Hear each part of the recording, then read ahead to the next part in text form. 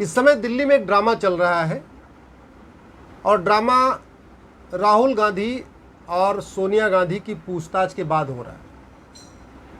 2012 में डॉक्टर सुब्रमण्यम स्वामी जी की याचिका पे कोर्ट ने कहा कि भाई ठीक है, ये आप इनकी मनी लॉन्ड्रिंग की जांच करिए, नेशनल हेराल्ड घोटाला हुआ इसकी जांच होनी चाहिए, ईडी इसको जांच करे।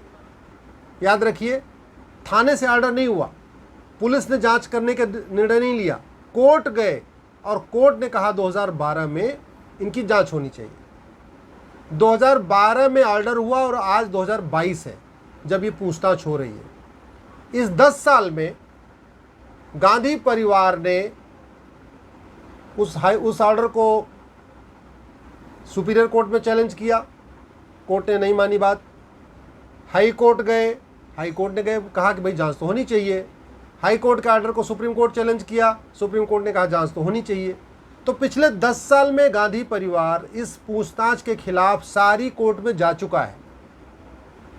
जब सुप्रीम कोर्ट ने भी जांच को नहीं रोका तो ईडी ने नोटिस जारी किया। अब जांच हो रही है। एक तरफ कह रहे हैं कि चौकीदार चोर है, मैं ईमानदार हूं, ये भी आपने सुना होगा, चौकीदार चोर है, मैं ईमानदार हूं। एक तरफ कहते हैं हम तो एकदम, हमारे ऊपर कोई दाग धब्बा नहीं है, हम तो आज़ादी में हमारी भूमिका रही है, हमने तो देश को आज़ाद करवाया, हम तो गांधी हैं। वैसे गांधी हैं कि नहीं गांधी हैं ये अलग बात है, वो अलग विषय, किसी और दिन चर्चा करेंगे।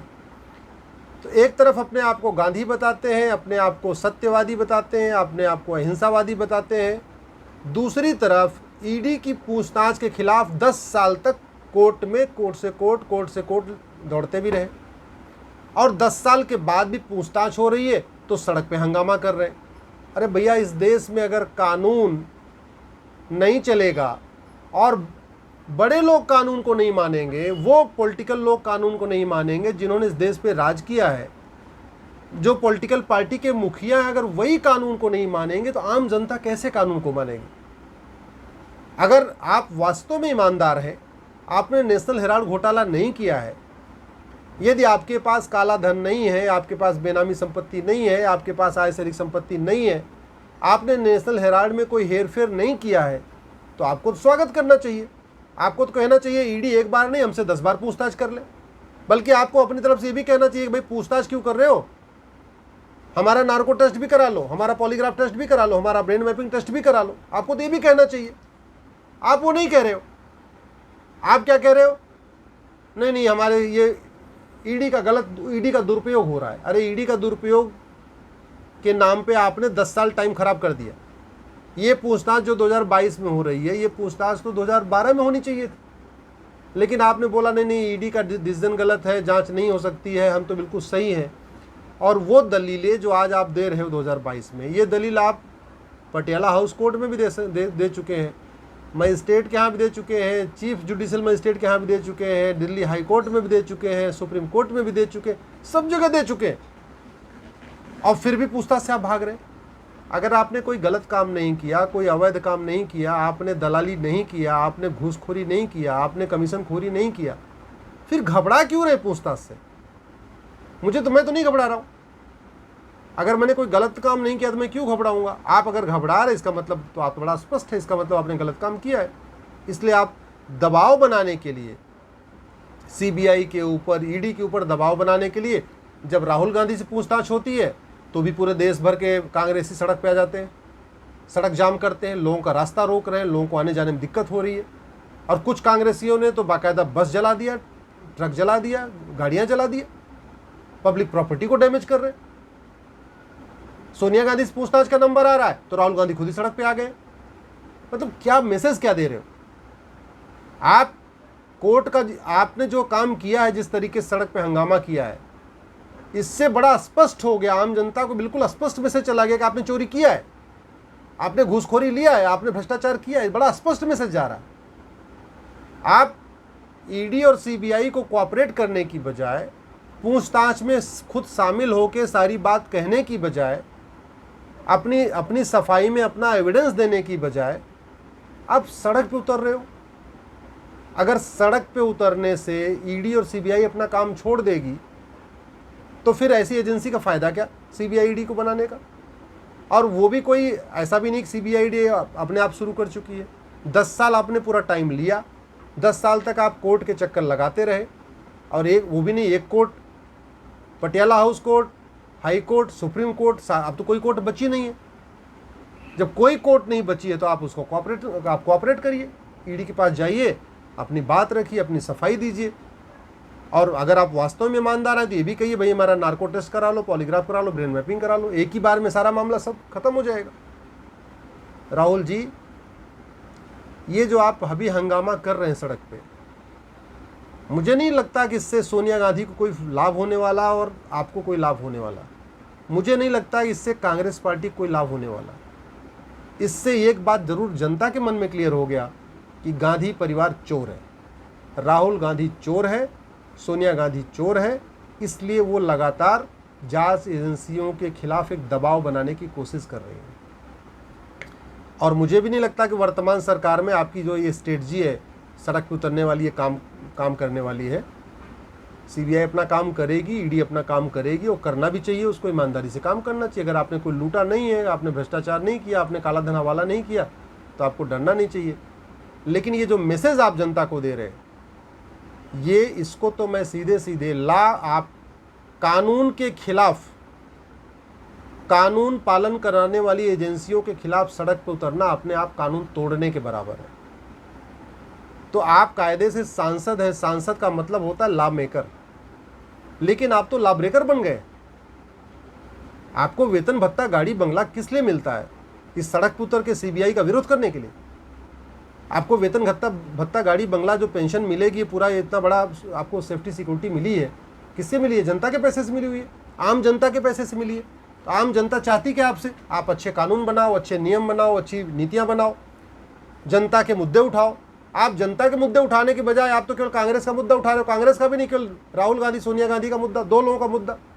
दो लोगों के चक्कर में पूरे देश भर से लोगों को आप सड़क उतार रहे हो, दो लोगों के चक्कर में आप रास्ता जाम करवा रहे हो, दो लोगों के चक्कर में ट्रेन और बस रोकवा रहे हो, दो लोगों के चक्कर में आप लोगों को ऑफिस नहीं पहुंच पा रहे हैं, लोग लेट हो जा रहे हैं। इसके पहले एक दिन जब जाम चल रहा था तो सुप्रीम कोर्ट के जजेस ने आके बोला कि पता नहीं अकबर रोड पे क्या जाम लगा हुआ है, रूट डाइवर्ट हो गया इसलिए हम लेट हो गए।